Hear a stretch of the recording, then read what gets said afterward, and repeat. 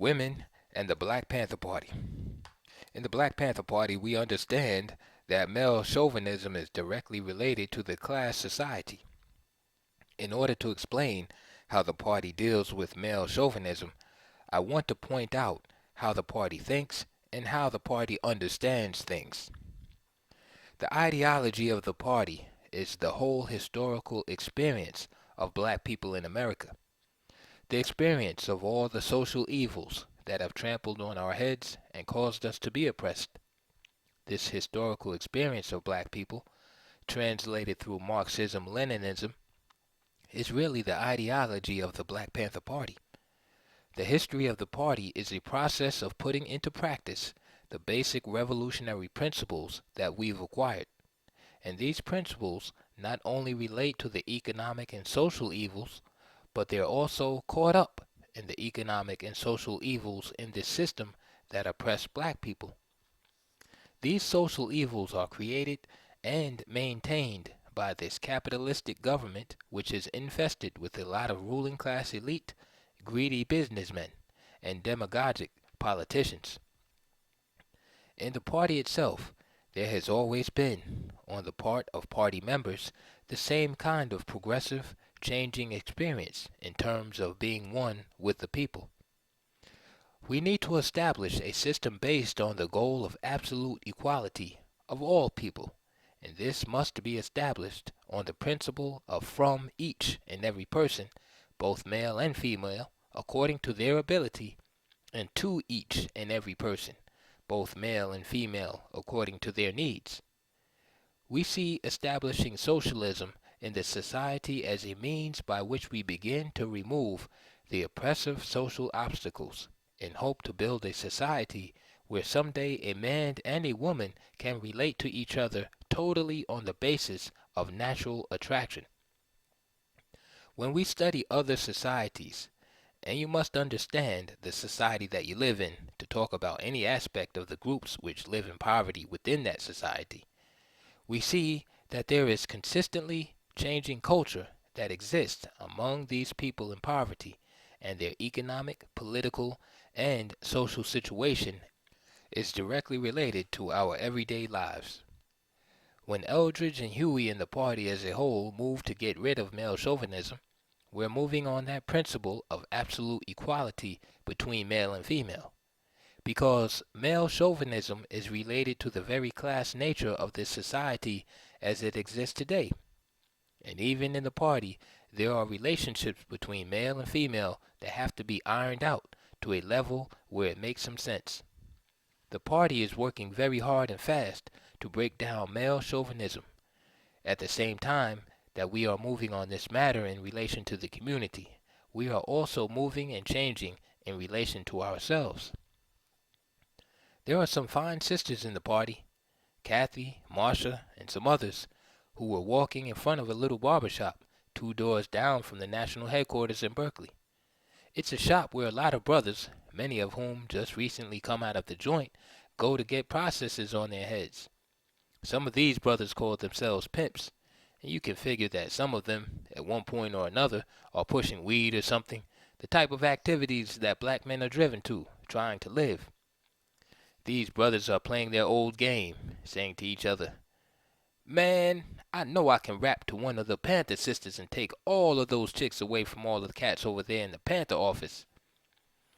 Now, this is an old game that's related to male chauvinism, to the brother dominating the sister. What that's related to, as Malcolm X put it one time, is that the president is the biggest pimp in the country. And this pimping the sister on the block is related to the continued existence of a class system. It's cross-related to the economic problems in the black community, where the male is put into a position where he can't really be the breadwinner for the home. So when the sisters walked in front of the little barber shop, I noticed some brothers were huddled among each other, speculating on the Panther sisters. They tried to rap to Marcia and a couple of other sisters, and Marcia set them straight. She said, "Look, brother, you're getting none of this. You don't use this on the streets either. The only way you can get close to me is to get hip to some of the real ideology of the Black Panther Party. Then another sister said, yeah, if you want to get next to us, why don't you check out the Red Book? Well, those brothers were a little shocked. Then the other brothers inside the place started laughing at the brothers outside. Well, this got off with the brothers. It seemed like the whole barbershop got upset, not in an antagonistic manner, but wanting to know what it was that didn't allow these sisters to go for that old pimp game. Naturally, their speculation was that the sisters made love to us, and therefore they agreed with our rap. What they didn't understand is that you can't define it in terms of what kind of rap is going down, that it was the ideology of the party that was helping to bring us out of that very same kind of thinking. So their curiosity was aroused, and the brothers tried rapping with some of the other sisters and got the same answers. The next thing I knew, all those brothers had come over to the party headquarters, 25 or 30 of them, to buy some Panther literature and some Red Books. They stopped talking and started listening, and the sisters laid the revolutionary ideology right on them. We had tried for a long time, in a lot of ways, to get these brothers motivated, but it took some sisters with a new and respectful way of looking at themselves to bring these brothers in. Down in L.A., over a year ago, Brother Bunchy Carter had put up 6 offices in the black community, which attracted hundreds and hundreds of members. Now, not all of them, but some, were coming around the party office with wine in their heads. When Bunchy went down to one of the offices, he'd catch them walking up to the door. They were supposed to have been there at 10, but were coming along at noon or later. Bunchy used to call them the drunk for lunch bunch. Bunchy would say, "Who do you think you are? Don't you know that these fascist pigs are here to murder us, and don't you know that we are surrounded by imperialistic wolves who murder and kill and commit genocide against black people? And here you fools come up late and drunk for lunch. What's wrong with you?" So Bunchy, trying to cross-relate our principles on the level of our everyday lives, asked all the sisters to turn a cold shoulder to all these fools who come around late, and the ones who didn't do any work. The Minister of Defense, Bunchy explained, is going to start kicking them all out, and I'm going to start kicking them out right now. Will you sisters help the party? These cats aren't doing any revolutionary work, but are wanting to go to bed with you, talking about how much they love you. But they must not love you very much at all, because they aren't doing revolutionary work, so you can be free. Well, the sisters dug that.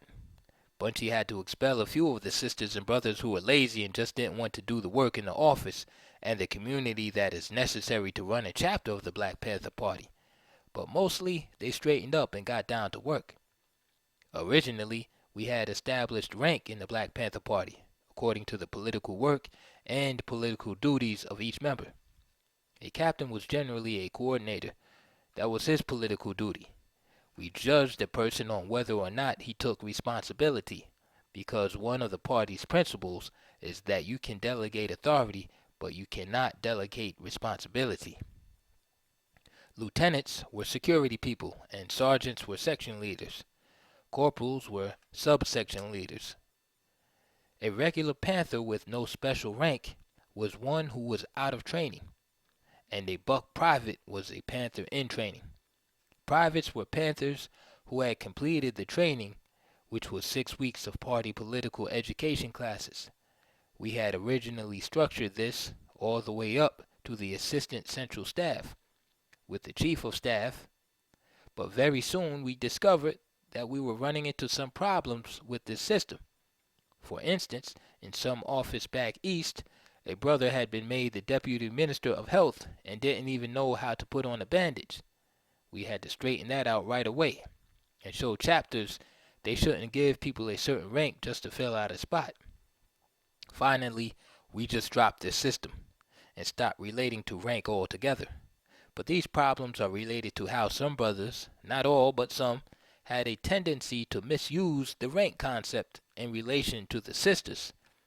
We found that every once in a while you get a brother calling a sister counter-revolutionary, and the sisters were getting mad about it because it seemed to be related only to the fact that the sisters didn't want to sleep with the brother.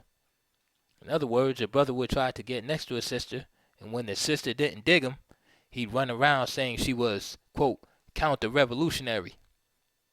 Some of the brothers said erroneous things like, I'm in the streets, and I have to defend you. Some would say, I'm a captain, so it's your duty to give in to me. We broke this stuff up right away and placed it forth that brothers who were captains or any other rank couldn't be using their rank just to go to bed with a sister. At the same time, it didn't go just one way. A few of the sisters had a tendency to go along with this. Finally, one or two of them began to speak out, and we definitely got rid of this particular kind of male chauvinism. The main thing the brothers had to understand was that no one had any right to speak of a sister as counter-revolutionary on any personal basis, or to say that he had to defend her. The way we see it, the sister is also a revolutionary, and she has to be able to defend herself just like we do. She has to learn to shoot just like we do, because the pigs in the system don't care that she's a sister. They brutalize her just the same. I think that since the pig structure has been trying to kill Erica Huggins, brothers have begun to see that the sisters can get arrested too, just the same as the brothers. I know that the community can see this in the recent shootout in LA, where the sisters were in there too, battling, defending just as hard as the brothers. A lot of the brothers in the black community who only think of the sisters as secondary, brothers who are pimping sisters and think that this is the way life has to be, have begun to see that the examples that are being set by the Black Panther Party are more progressive.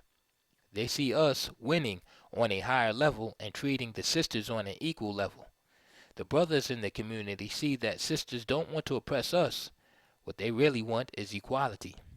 They want to be treated like human beings, and we found that the sisters work better in the party when they're treated in this way. If a sister's in charge and taking responsibility to do something, the brothers follow her orders. They don't say, I ain't gonna listen to no woman. We did have problems of that sort until we politically educated some of them, and we finally all had to purge our hearts, and as Eldridge says, purge our souls and purge our minds in relation to the old environmental conditioning. So, with this attitude, the sisters related to the brothers even more, not on the basis of who's the cutest and who's the handsomest. Personal relations now are based more on knowing people personally and humanly, on people coming and working together and functioning in the party. Now when men and women meet each other, their relation comes out of common interests, common goals, to function in the party as revolutionaries. There was an incident that happened when this kind of change was just beginning to take place. My wife and I had just moved to one of the Panther houses in Berkeley. There were 3 other bedrooms in the house, and some party members from out of town were staying there. One of these brothers had been working closely with a particular sister for several days, living and working there at the house. He really liked the sister, and she kind of dug him too. So one night, after my wife and I had gone to bed, there came a knock on our door. Chairman Bobby, the sister called. I said, yes? Can I ask you a question? Sure. I got up, put on my pants, and walked out. What is it? She said, if a brother doesn't know the 10-point platform and program, I shouldn't give him any, should I? I said, well, wait a minute now. Do you like the cat? Yeah. I dig him, but I'm not going to give him any unless he knows the 10-point platform and program. What are you trying to do? We got in bed, you see, and I asked him if he knew the 10-point platform and program. He said he did, so I sat there drilling him, and he missed about 10 words. He didn't say it exactly. I didn't smile. This was serious to the sister, and because of that, it was serious to me too. So without making any male chauvinistic statements, I just said, not all the brothers are going to be able to know it exactly word for word, but they might be able to know it in a general sense what they're about. Maybe the brother explains it in his own words. She said, well, I thought that everybody in the party should know the 10-point platform and program by heart. No, I explained, not necessarily. What we meant when we said that every party member had to know the 10-point platform and program by heart was that we put high responsibility on you to really study it and understand it. But what if you knew all the words just right and still didn't understand the meaning of it? Would that do any good? She shook her head.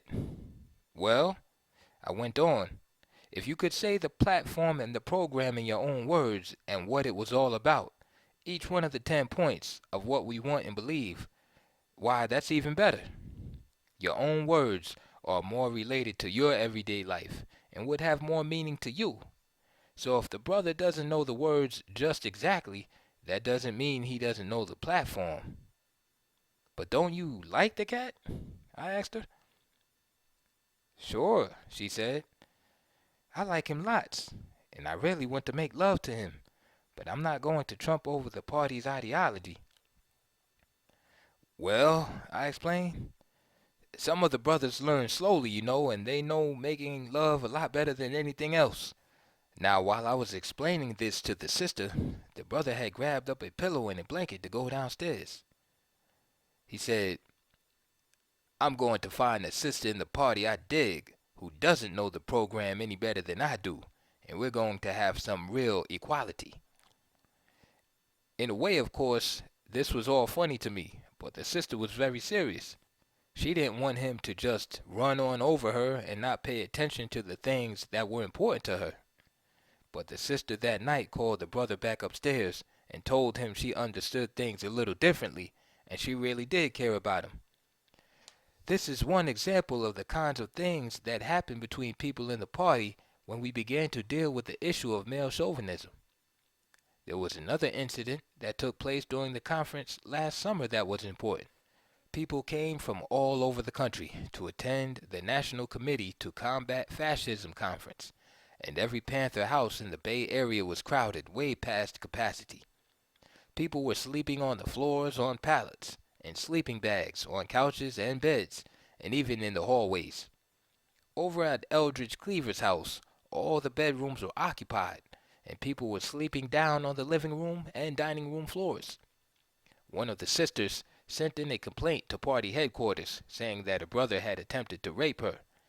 As we investigated this, it turned out that the brother had come into the room and had gotten to the bed where she was sleeping in her clothes. It wasn't uncommon when it was as crowded as that for a brother and sister to sleep next to each other, and she had told him it was okay to sleep there. Well, it seems that he got sexually aroused from sleeping so close to her and tried to get a little too close, but she pushed him away from her, and he simply quit trying. So we pointed out that since she had been able to just push him away, this wasn't really attempted rape, and she realized that it wasn't. These are the kinds of problems we came up with, and still do. We tried to get rid of these petty problems. We tried to teach the brothers and sisters the basic party principles and how to use these principles to relate to each other. The problems between the brothers and sisters relate to past conditioning.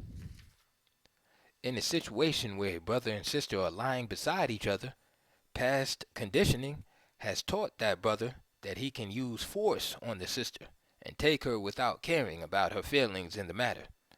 Now the brother must learn that he has no right to use any kind of force on that sister, and she must watch herself for her own attitude and not see everything he's doing as force, because that's the kind of conditioning she's had. We had to make more rules in the party because a number of similar incidents came up. One of those rules was that the brothers had better not use any force on any sister in the party. It hasn't been all smooth and easy getting these rules across. A year and a half ago, when this started, it even got to the point where a sister was hit by a brother. She fell back and her heel was cut by a piece of glass that broke when she fell on it. It was a struggle to stop this kind of thing. Where the sister was previously relegated to typing and cooking and stuff like this, we broke up those roles in the party. That was a struggle too. We even had to deal with the way brothers talk to sisters, because every once in a while we catch a brother talking to his sister in such a harsh manner that it really scared her. Enough so she'd do anything he said. The sisters brought these complaints up, and we told the brothers, we're tired of that. We're not going to have that in the party. We're not going to have any kind of messing over these sisters. I think that the sisters began to respect the party much more for these things, seeing that the brothers wanted to treat them as human beings and not as necessarily subordinate to us. All these incidents and problems are cross-related to the economic system in our society. The fact that a black man can't get a job. These oppressive obstacles have to be removed, or they'll perpetuate themselves. Economic obstacles cause black men to commit crimes, especially around Christmas time. Many a black man who doesn't ordinarily commit crimes will go out and rob a gas station or a bus to get the money to buy his family the things the rest of the society has taught them to want. Many of the brothers just give up and leave their families because of this rotten system. A lot of young brothers grow up not wanting to get married. They want to be pimps and subordinate the sister. In our party, the sister is not told to stay home. If she's got a job, they take all the babies over to one house and one person, male or female, takes care of them all. We do that quite often for the sisters who have children. Then, of course, there's the liberation school, which brothers and sisters run. And sisters have to learn to shoot just as well as brothers. It works both ways too. For instance, one sister didn't want to teach Charles Bercy shorthand and typing because she felt that it was improper. Well, she learned brothers can be secretaries too. These principles come from Huey. Huey has always talked about the fact that he believed in equality for men and women. You'll find some women's organizations that are working strictly in the capitalist system and talking about equality under the capitalist system.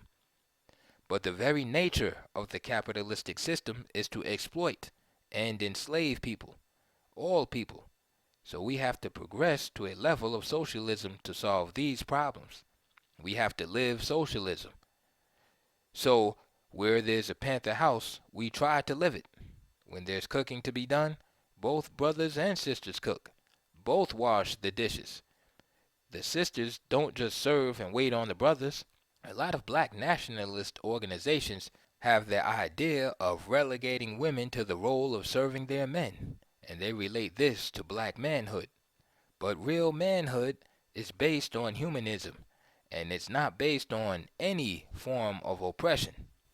Off the pig, motherfucker, and other terms.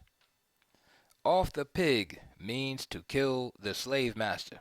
It doesn't mean commit murder. Some of the brothers in the party made up a song. There's a pig upon the hill. If you don't get him, the Panthers will.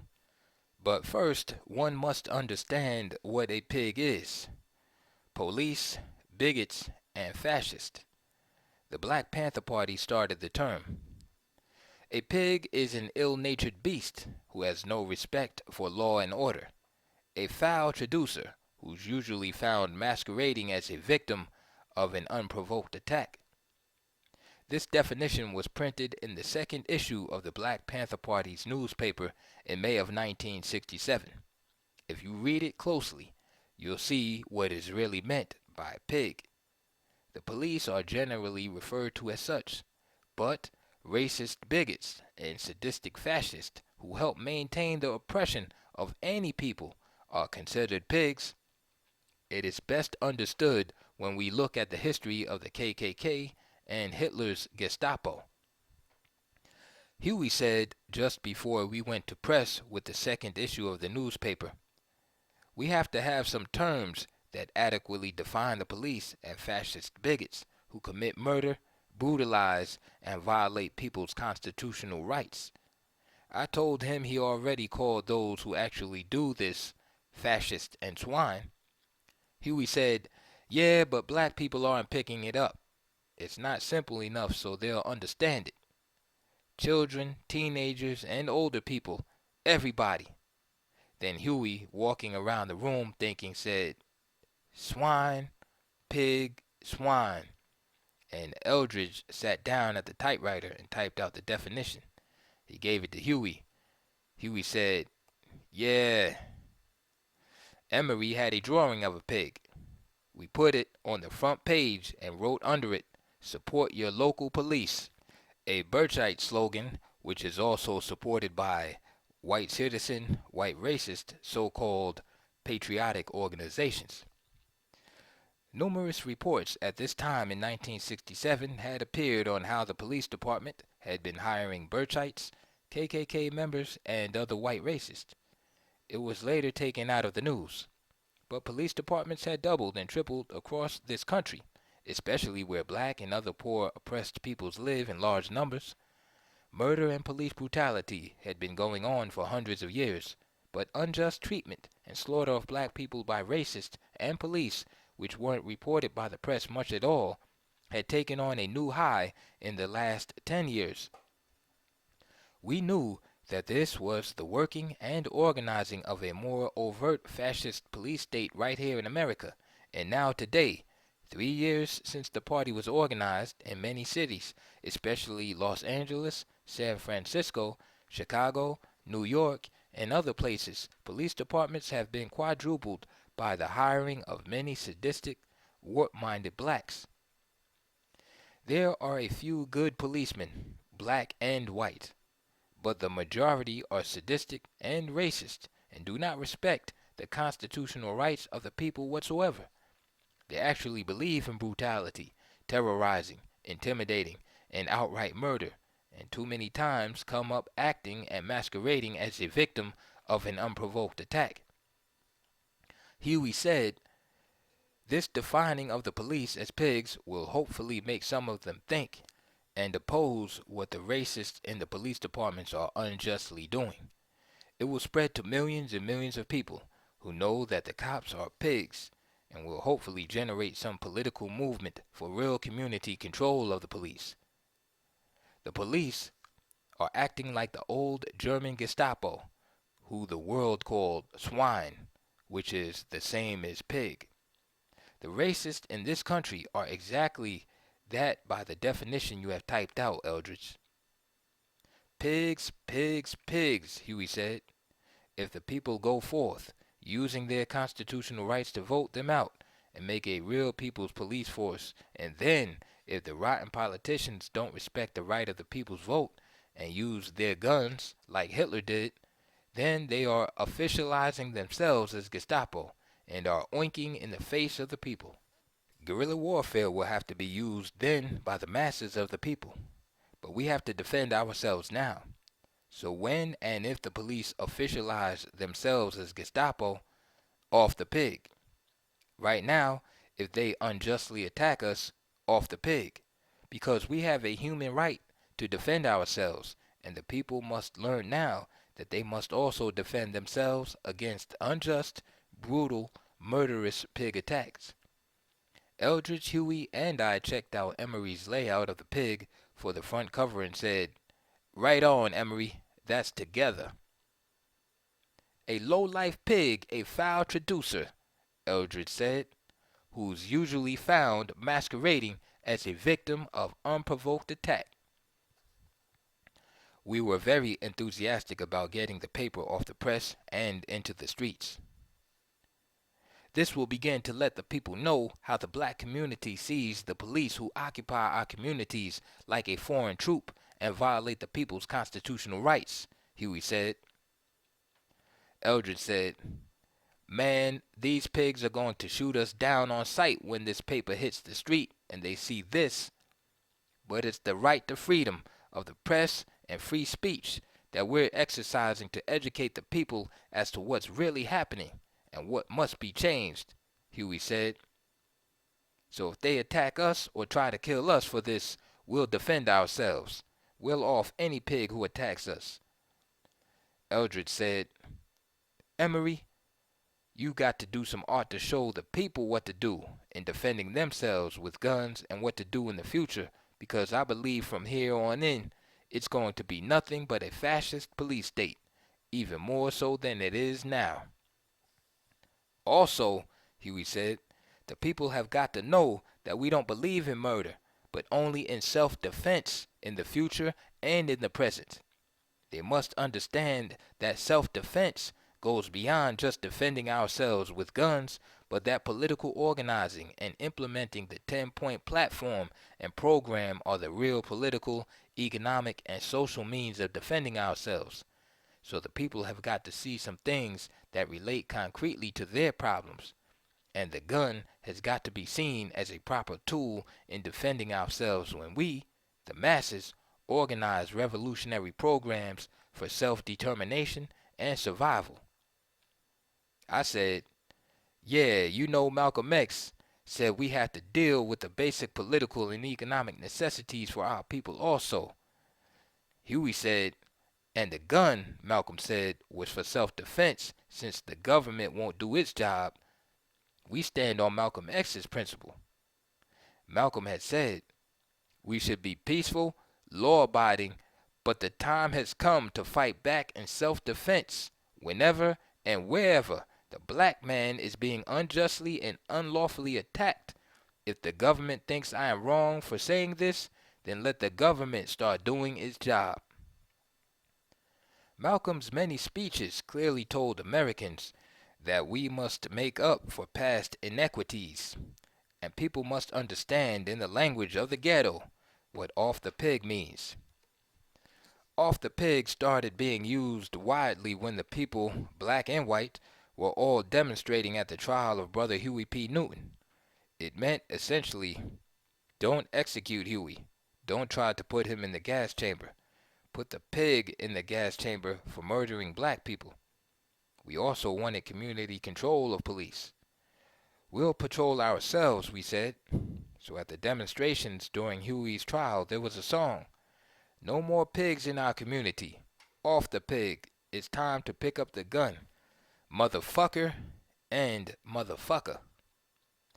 Motherfucker is a very common expression nowadays. Eldridge ran it down to me once after a number of people got upset over this vernacular of the ghetto. Eldridge said, I've seen and heard brothers use the word 4 and 5 times in one sentence, and each time the word had a different meaning and expression. Motherfucker actually comes from the old slave system and was a reference to the slave master who raped our mothers, which society today doesn't want to face as a fact. But today, check the following sentence. Man, let me tell you, this motherfucker here went down there with this motherfucking gun, knocked down the motherfucking door, and blew this motherfucker's brains out. This shit is getting to be a motherfucker. With the rising consciousness of black people learning about black history in general, many black youth have a tendency to say in reference to a person they may dislike, the dirty mother, dropping the fucker part. But historically, black men know black women have been oppressed, and when we use the word, we don't mean that a man has had sexual relations with his mother. This never enters into a black brother's mind, but it can be said in anger to mean just that, and the sayer knows it is completely from the truth, referring to the white exploiters and slavers in history. Today, one can use the word to refer to a friend or someone he respects for doing things he never thought could be done by a black man. In the past, the white man has always been the one who has done fantastic things. Raping our mothers was fantastically derogatory. Well, It's kind of a real complimentary statement to a brother or even a sister when one vicariously relates to someone who's black and pulls a fantastic feat. We will joyfully say, "Man, he's a motherfucker." The racism and oppression of black people from history to this very day has caused this word, motherfucker, to be part of the vernacular of the ghetto. White boys have picked it up from black people, but without the different meanings as they have developed up to the day. It so happens that the lumpen proletarian, the brother off the block who comes into the party, speaks this vernacular, but Huey was one not to use it much at all. He says people, especially the older people, won't listen to the real program of the party if we use street language. Eldridge says that if we have to use it in reference to the avaricious and demagogic politicians who oppress us, because when they murder a brother or sister, when it makes us mad at the racist, and use it in reference to sadistic pigs who at least need cursing out for what they are, oppressors, murderers, rapers of justice and peace in our society. I say that we shouldn't curse at all, although after I went into the U.S. Air Force for 4 years and was cursed out by instructors in basic training, I picked it up by being around GIs so much.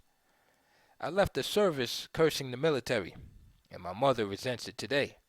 So, it's a tough habit to get rid of, being still oppressed, but a habit we must get rid of. Huey says that even when one of us gets murdered by the pigs, we must restrain and educate the people to the correct methods. I've been well criticized, as have Eldridge, David, and many other brothers. So, for the respect of the people and our mothers, we're working to break the habit. Signifying, lying or putting someone down, telling him lies about his friends or an old lady, trying to get him in trouble. Joe said you were a punk, but Joe never actually said anything. Vamp on, when a large group of police attack you and or your friends and close associates. In the party, it directly refers to an unjust, vicious attack, fascist in nature. It can also mean, on a lesser level, just being busted, arrested. But I've received many phone calls or messages such as the following. The pigs vamped on the LA office. Nigger.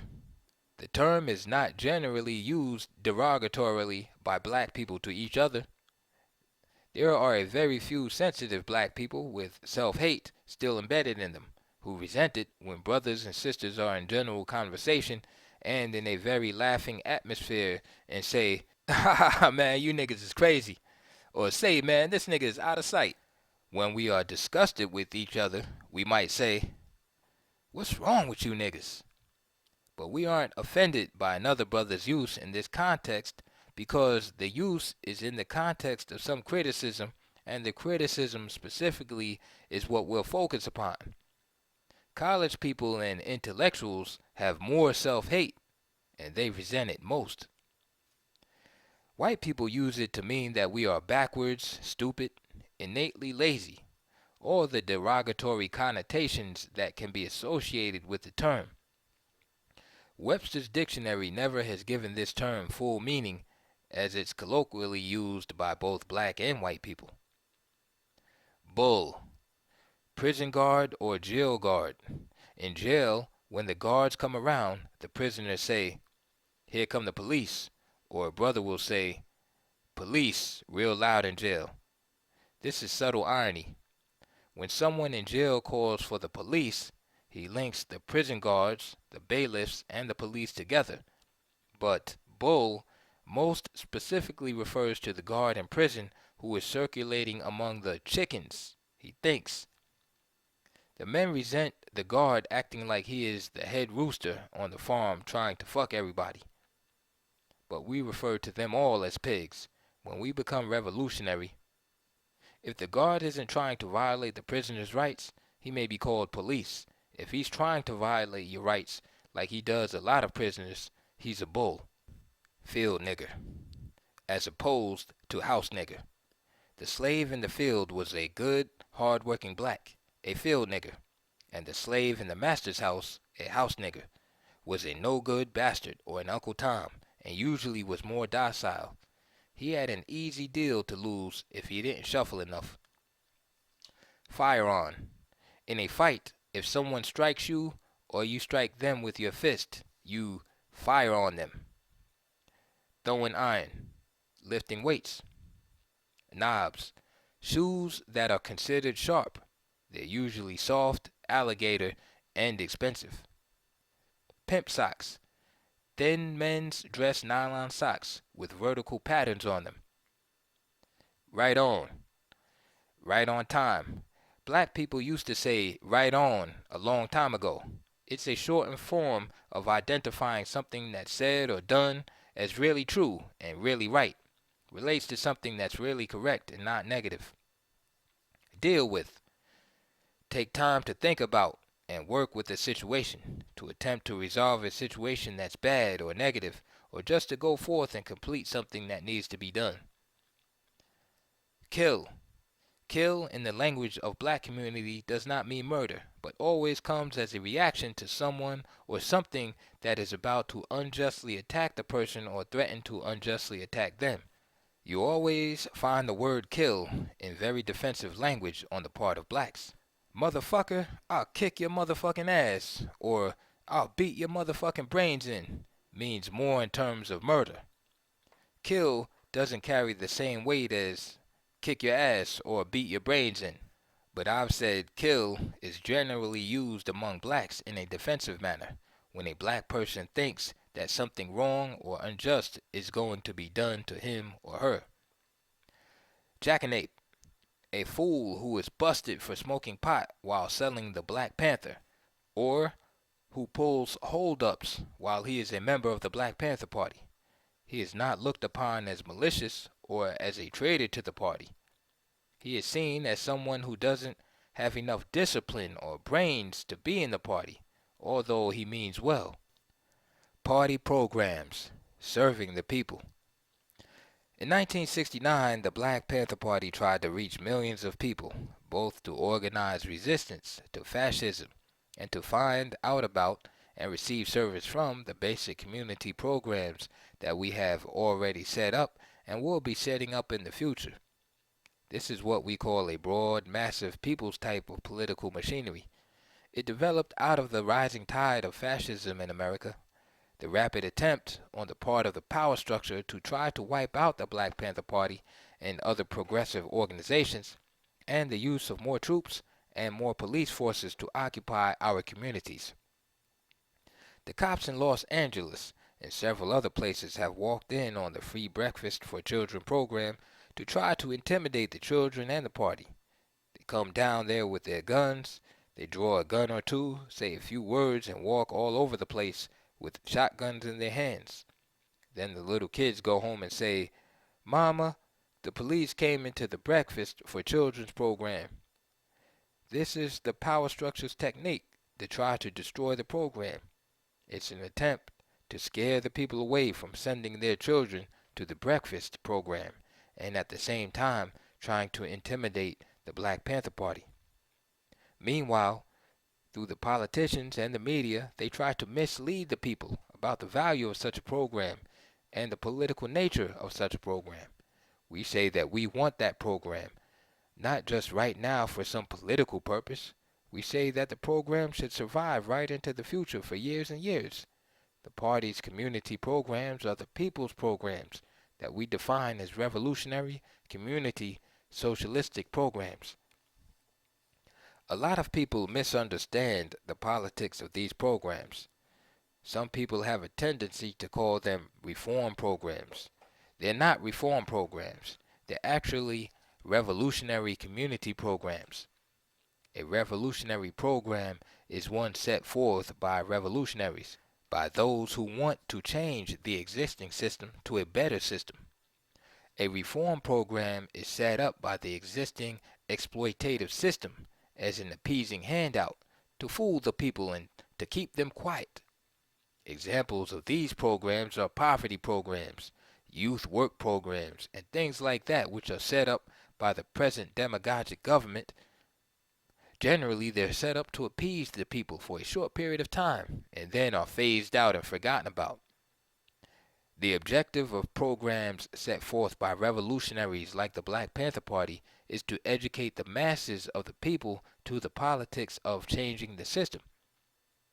The politics are related to people's needs, to a hungry stomach, or to getting rid of the vicious pigs with their revolvers and clubs. The revolutionary struggle becomes bloody when the pig power structure attacks organizations or groups of people who go forth with these programs. We started the Free Breakfast for Children program by asking businessmen in the black community and outside of it to donate food and money. We also moved to get as many other people in the community as possible to work on these programs and take over running them. The programs are generally started off in churches. In one case, we actually got a free breakfast for children going in the school itself, which was very, very good because the school cafeteria facilities and everything were used. This was over in Marin County, north of San Francisco. We generally work out of churches because the churches all have facilities like a large hall, a kitchen, tables and chairs, etc. Members of the party get up early in the morning at 6 a.m. to get down and begin preparing the food, so when the kids start coming in at 7 and 7:30, everything is ready. We also try to get as many people from the community to schedule themselves for 1 or 2 days out of the week to come in and work at the Breakfast for Children program. It has to be a very organized thing so that it's speedy and at the same time the children get good, wholesome breakfast. There are millions of people in this country who are living below subsistence. Welfare mothers, poor white people, Mexican Americans, Chicano peoples, Latinos, and black people. This type of program is spread out, should readily relate to the needs of the people. Donations of food and money can be gotten from churches, stores, and companies. When the stores and milk companies don't donate, people should leaflet the community. Any particular chain food stores that can't donate a small percentage of its profits or 1 penny from every dollar it makes from the community to Breakfast for Children and other community programs should be boycotted.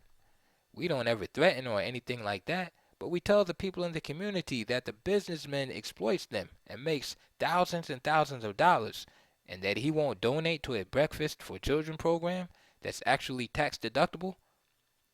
This is exposing the power structure for what it is, the robbery of poor oppressed people by avaricious businessmen. Black, brown, and red people and poor whites can all have the same basic program, and that means we're breaking down racism and focusing in on the power structure. Another program that we're setting up is free medicine and free medical care. We'll be setting those up in community centers. If we start off with nothing more than a doctor in his bag and some aspirin, this is the beginning of a free health clinic, the beginning of free medicine for the people in the communities. We work to serve the people in the communities on a very practical level. Right in the Bay Area, we have some 25 doctors and medical students who've pledged their time to be scheduled in different community centers that we're putting up, and this will be free of charge. We have free health clinics all over the country, and we are putting more up just as fast as the people can work with NCCF. In addition, Charles R. Gary is contacting a lot of lawyers who are opening their eyes and beginning to see that the black community needs more legal aid. So we're putting together free legal services, which will also be set up in the community centers. The poverty programs that have free legal service are always told that they can't get funds if they're at all political.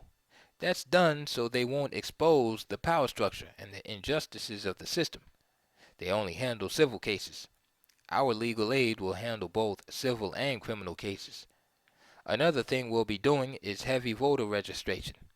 The purpose of this registration will be to get more black and poor people on the juries so we can really be tried in courts by juries of our peers. The DAs will try to get all white racist juries, or maybe to put one jive Uncle Tom on them. But it'll be much harder if a lot of blacks are registered and are on the jury panel that they pick from. Black people have to understand the experience of serving on juries because black people are railroaded in these courts. Poor oppressed people are railroaded in courts because they don't have funds to obtain lawyers. A lot of the older people are frightened or allow themselves to be frightened away from being jury members. And a lot of black people move around so much that they don't bother to re-register. It's a real problem. But we've got to educate the people to the fact that they should be on the rolls for jury duty. Then we can begin to get some revolutionary justice. Right now, the type of so-called justice that's being meted out to a majority of the poor oppressed people is the injustice of racism and capitalistic exploitation. The Black Panther Party has black caucuses, Black Panther caucuses in a number of unions, and we definitely are working with the union people. We're not putting in Black Panther caucuses as racist groups.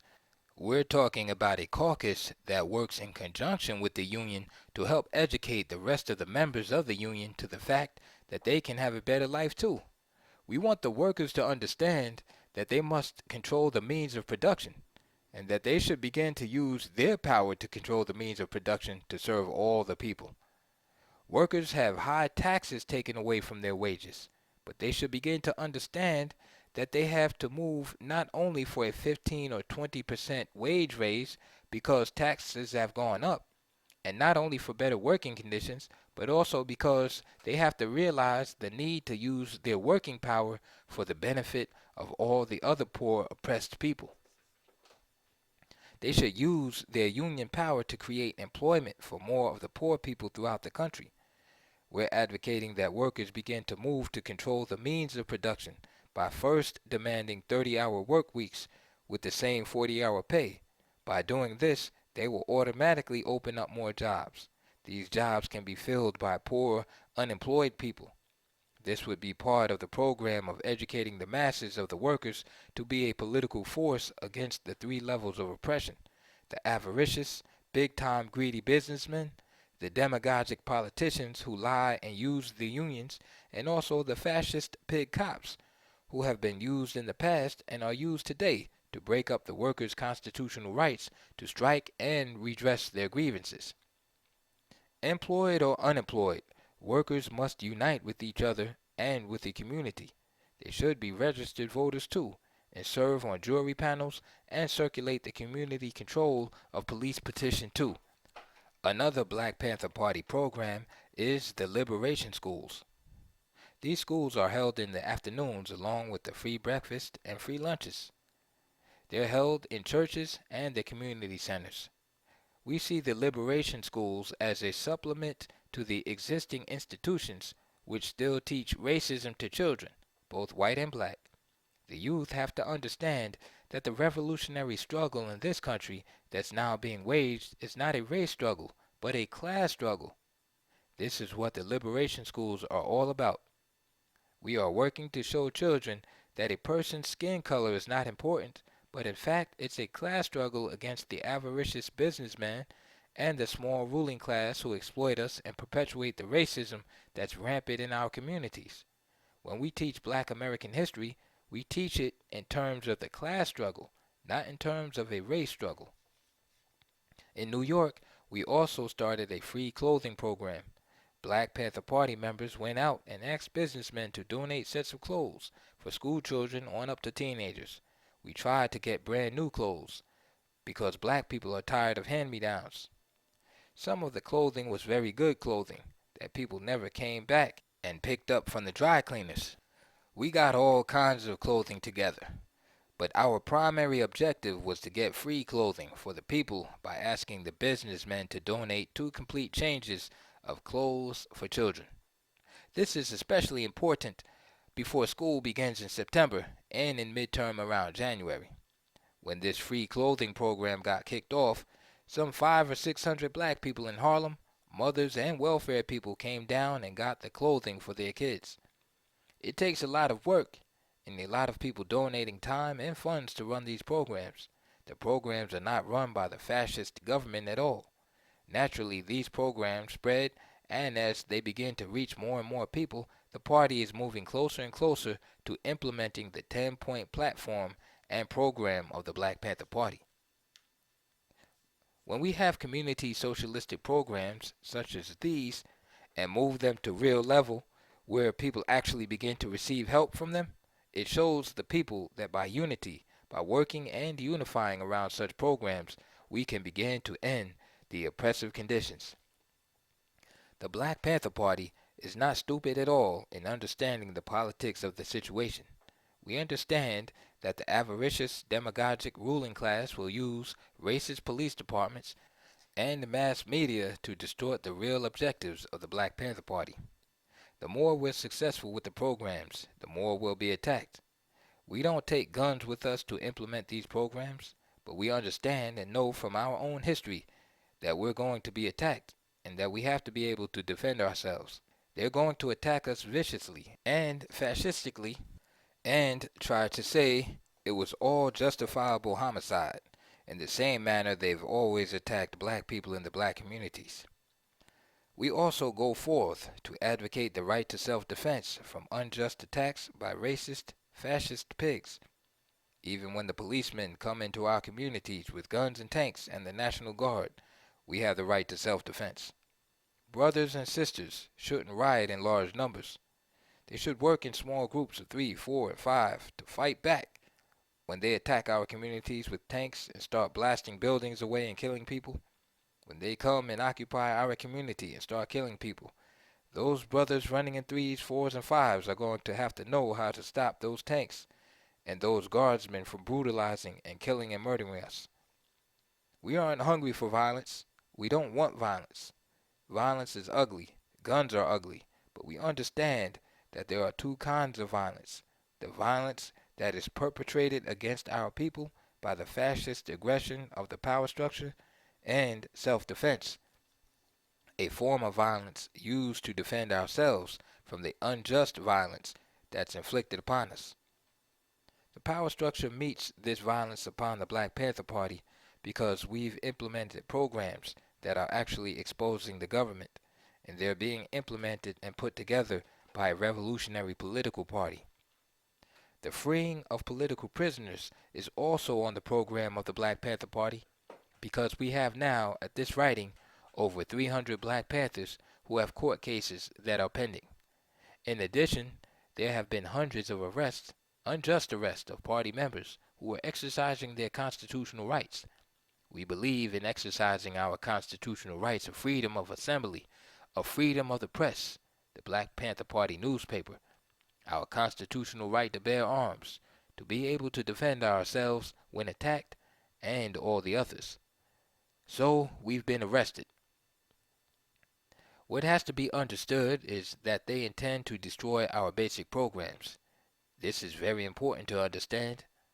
The fact that they murder Black Panther Party members, conduct attacks and raid on our offices, arrest us and lie about us, is all an attempt to stop these basic programs that we're putting together in the community. These people learn from these programs because they're clear examples, and the power structure wants to stop that learning.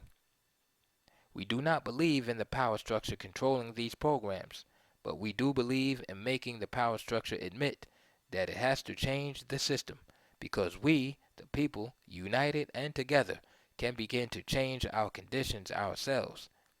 We have to move with the power of the people, with the workers and the laboring masses of the people, to have control of the means of production and make the power structure step back. We're going to have to defend ourselves with guns because we know we're going to be attacked, and we know they're going to attempt to make more political prisoners. Community control of the police is the key. We've got to have community control of the police in every city where there exists police brutality, in every metropolis in America where black people, Latino people, and Chinese people live in large numbers. In all these cities, and where there are progressive and liberal white people who are protesting, police forces have been doubled, tripled, and quadrupled, and fascist oppression has been meted out upon the heads of all of us. The workers too are attacked and threatened by police when they strike and protest over their conditions. Our community control of the police campaign is a petition drive.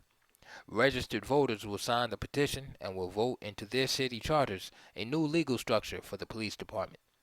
The people will be voting in a law that says that all policemen who patrol the community must live in the community. They will be voting in a decentralized police department.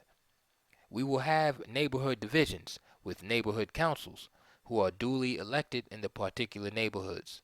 We'll have 2, 3, 4, and 5 police departments that work in conjunction together through the commissioners of particular neighborhood divisions, so there will not be a single police chief. These commissioners can be removed by the duly elected neighborhood councils.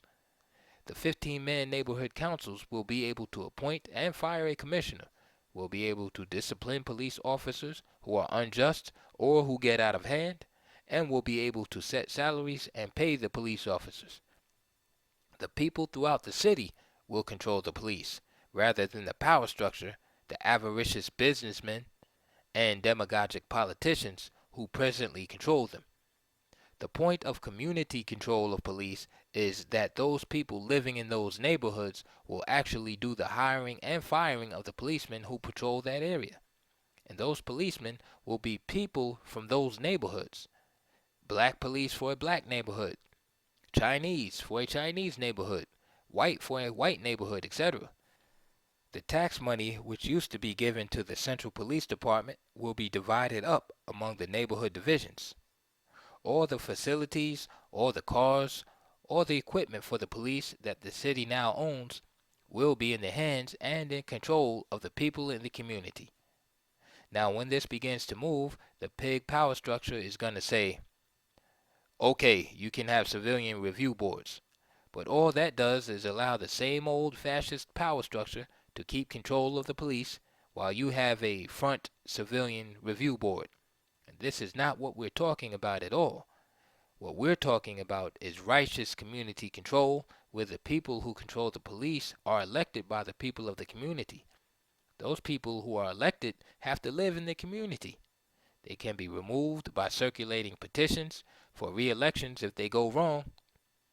We know that such a program is very positive and necessary in order for the people to have power in this country and to stop the avaricious businessmen from ruling us with guns and violating our constitutional rights.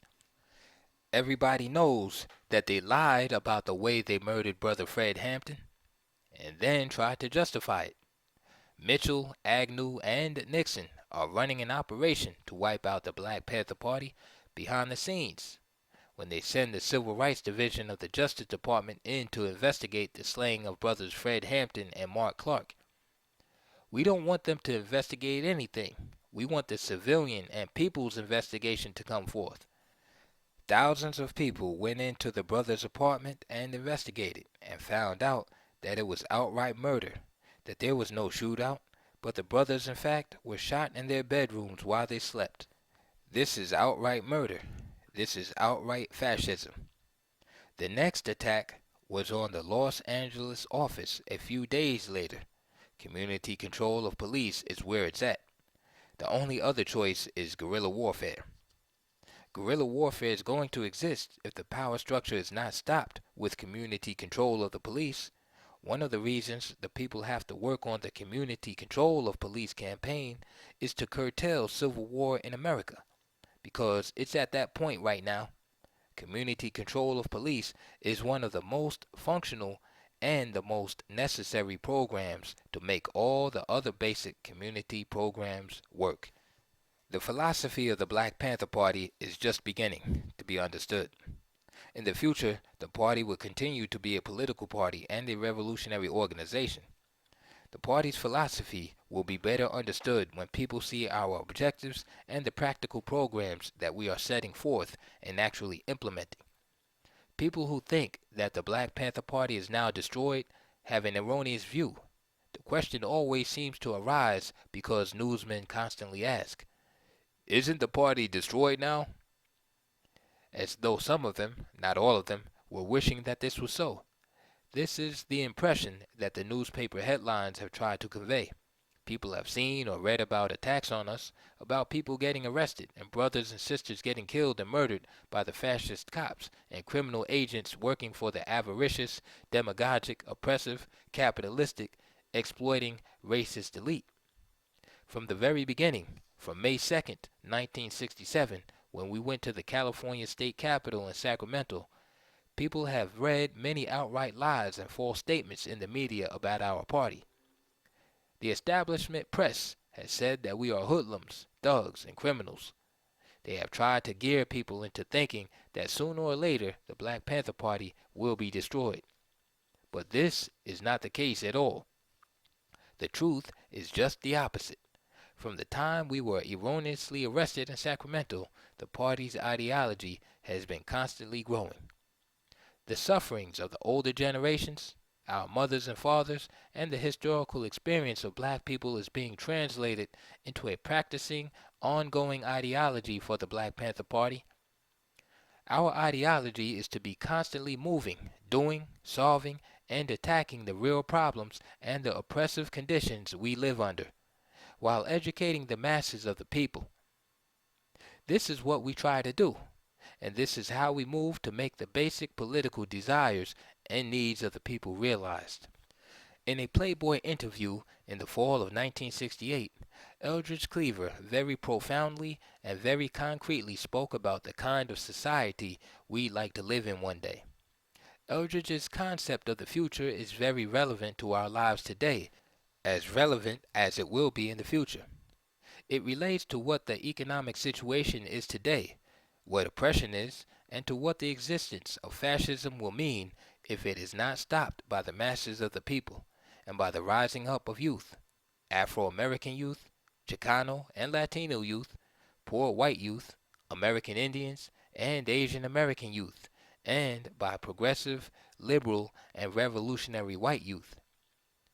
The youth of America are the new.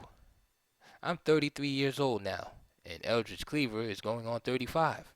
You might have heard us say at one time that everybody over 30 was out of it.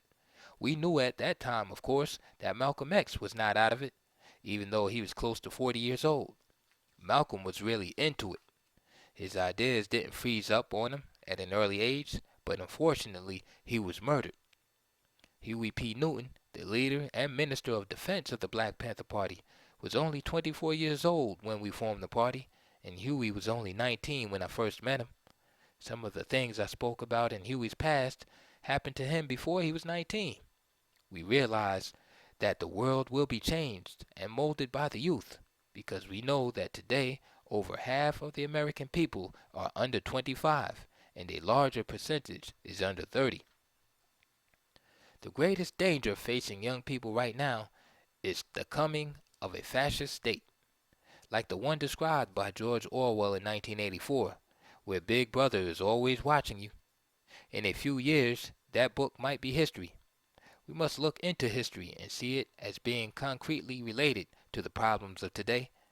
In turn, we will find a lamp of truth by which we can guide our feet to oppose the fascist 1984 type state that's rapidly coming into power in this country. That is why the racist and the narrow-minded chauvinists do not want black people, Chicano people, Puerto Rican, Asian, and poor white people to study and know their own true history, because their history will tell the truth about America today. This is why our free health clinics, liberation schools, and our breakfast for children programs are so significant.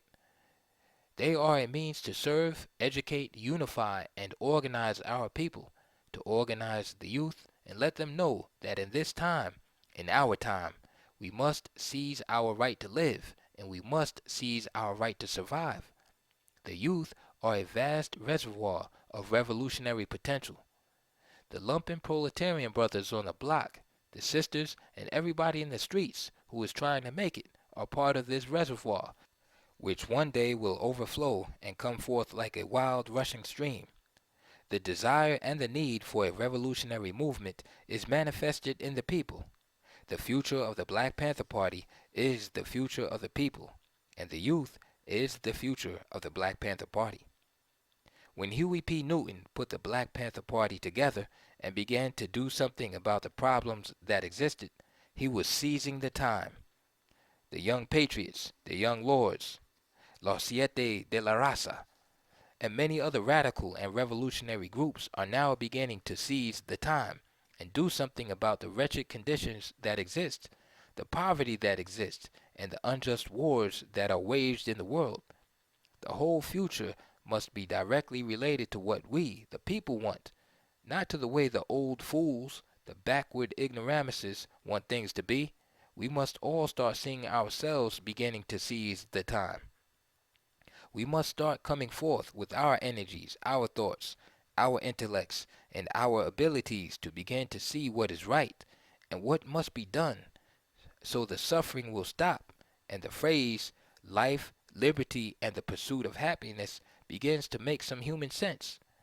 The Nixon-Agnew-Mitchell administration, hand in hand with the Reagans, the Daleys, the Hoffmans, the Carswells, Rockefellers, DuPonts, the Bank of America, and other exploiters, moves closer and closer to open fascism. The future of the Black Panther Party will be directly related to the smashing of the fascist state and the smashing of the fascist regime.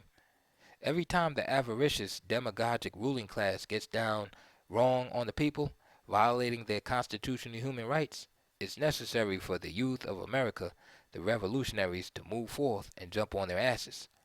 Every time we see a young child in the black community shot down by some racist pig policeman, it's necessary to use some kind of organized force against the pigs in a way that teaches them that the people are tired of that crap. Every time we see the power structure moving in a way which we know is wrong and against the progress of humanity, we must move to let them know that we're not going for any more of their shit. We always prefer to move in a non-antagonistic fashion, but when the power structure moves against the people in an antagonistic manner and unjustly attacks them, whether they attack them in Alabama, Mississippi, New York, Chicago, San Francisco, Los Angeles, Oakland, Berkeley, or anywhere else in the country, it's necessary for the youth of America to resist them and move things from a lower to a higher level. Bust the Nixon-Agnew-Mitchell regime in their asses and let them know the struggle is here. At the same time, it is necessary for young people to know that we must use organized and practical techniques. We cannot let ourselves continue to be oppressed on a massive scale. We are not trying to be supermen because we are not supermen.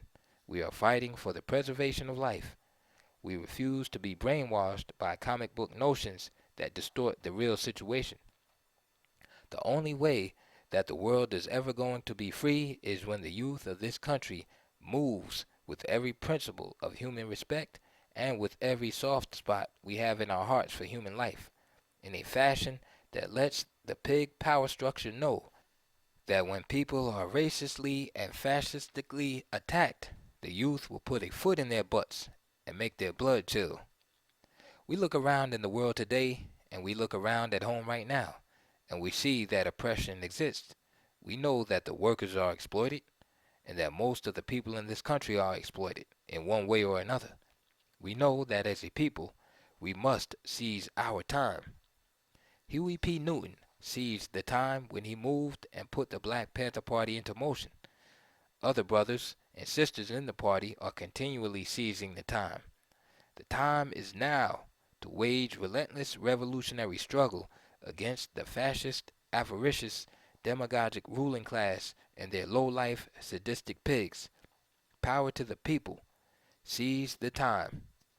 March 5th, 1970. End of Seize the Time, the story of the Black Panther Party and Huey P. Newton by Bobby Seale. Read by Exam Info.